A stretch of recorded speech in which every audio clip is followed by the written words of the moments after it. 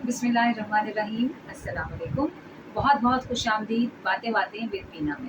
तो जनाब, क्या हाल चाल है आपका? कैसे हैं आप लोग? और मैं उम्मीद करती हूँ कि आप सब लोग खैर खैरियत से होंगे, और मेरी दुआ भी यही है कि आप लोग जहाँ भी रहें खुश रहें और अमन में रहें। तो आज बात होगी कि साल में 4 मौसम होते हैं। आप भी कहेंगे कि ये कौन-सी नई बात है? गर्मी, सर्दी, ख़ज़ां और बहार, इन तमाम चारों मौसमों से आप बख़ूबी वाक़िफ़ हैं, क्योंकि हम तमाम लोग जो है इन तमाम मौसमों को खूब एन्जॉय करते हैं, मुस्तफ़ीद होते हैं, अल्लाह ताला ने हमें अता फ़रमाए हैं। लेकिन आज जो बात आपके साथ मुझे करनी है वो ये है कि इन 4 मौसमों के अलावा एक और मौसम भी होता है, जिसे हम कहते हैं इम्तिहानात का मौसम। जी हाँ, बिल्कुल इम्तिहानात का मौसम। और ये मौसम कब शुरू होता है जनाब? मार्च से शुरू होता है, अप्रैल, मई, जून और जुलाई तक जारी रहता है। कभी मैट्रिक के इम्तिहानात का मौसम, कभी इंटर के इम्तिहानात का मौसम मौसम O levels, A levels, graduation जनाब, फिर ये जनाब ये सिलसिला जो है वो चलता रहता है। अब ये जो मौसम है, इस मौसम को कुछ लोग तो बहुत एन्जॉय करते हैं और कुछ लोग नापसंद करते हैं। घर का जो हमारे माहौल है वो यकसर तब्दील हो जाता है, क्योंकि घर में शोर शराबा करने पर बिल्कुल पाबंदी लग जाती है, क्योंकि जनाब बच्चों के इम्तिहानात चल रहे हैं। रिश्तेदार जो हैं उनका आना जाना घर में बहुत कम हो जाता है, क्योंकि जनाब बच्चों के इम्तिहानात चल रहे हैं। इसी तरह से घर पर बच्चों के सेहत का बहुत ही ज़्यादा ख़ास तौर पर ख़्याल रखा जाता है कि कहीं किसी बच्चे का गला ख़राब ना हो जाए, कहीं कोई बच्चा खुदा न ख़ास्ता बुखार में मुब्तला ना हो जाए। लेकिन इसके बावजूद भी कुछ बच्चे जो हैं वो एग्ज़ाम फ़ोबिया का शिकार हो जाते हैं। एग्ज़ाम फ़ोबिया, जी। एग्ज़ाम आते हैं, सब कुछ आते हुए भी, सब कुछ याद करते हुए भी कुछ बच्चों को ये खौफ होता है कि पता नहीं इम्तिहान में वो सब लिख भी पाएँगे या नहीं, वो अच्छे से अपना रिज़ल्ट ला भी पाएँगे या नहीं। कुछ बच्चों का जो है ये ख़्याल होता है, तो वो अपने आप पर इतना इस चीज़ को हावी कर लेते हैं, इतनी टेंशन ले लेते हैं कि उसका असर उन पर इस तरह से होता है कि वो बुखार वग़ैरह जो है इस तरह की चीज़ों में मुब्तला हो जाते हैं।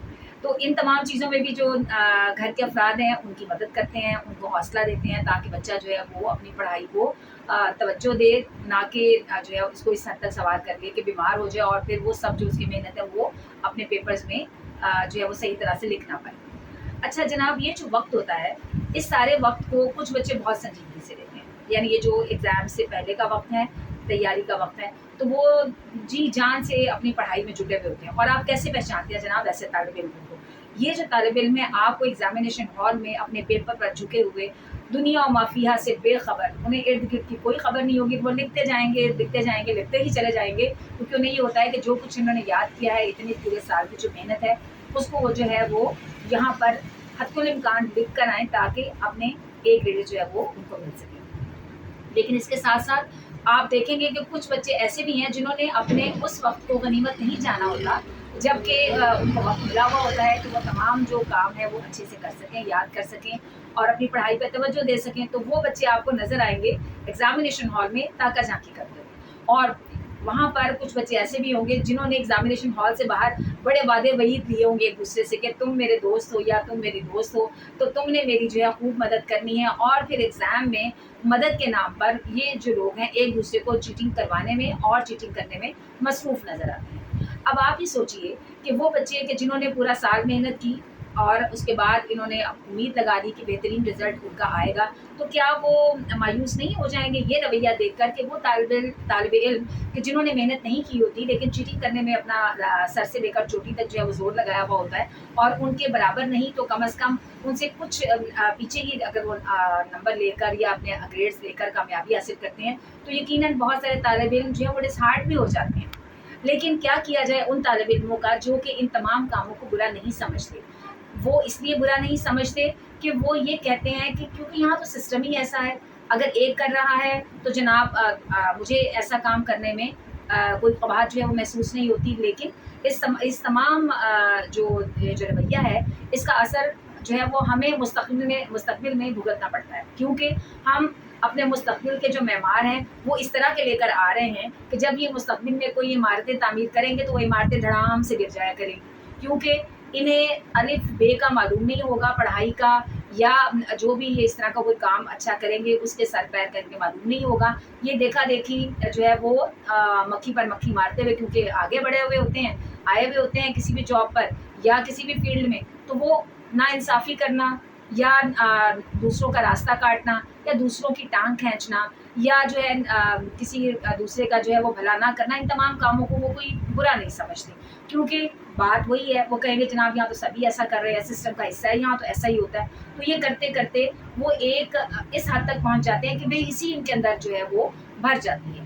ابھی آپ یہ دیکھیے کہ بہت سارے ایسے بھی آپ لوگوں کا خود بھی پالا پڑا ہوگا ایسے لوگوں کے ساتھ بھی کہ جنہوں نے کہنے کو تو گریجویشن کی ہے یا ماسٹرس کیا ہے، لیکن جب ان سے اگر ایک سمپل اگر آپ کہیں ایک اپلیکیشن لکھنے کے لیے تو وہ نہیں لکھ پائیں گے۔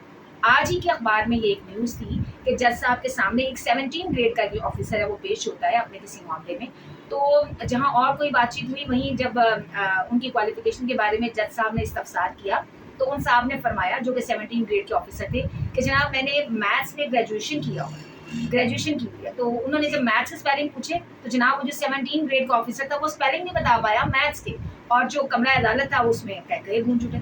یہ وہ ہے جگ ہنسائی جس کا کہ آپ کو سامنا کرنا پڑ سکتا ہے۔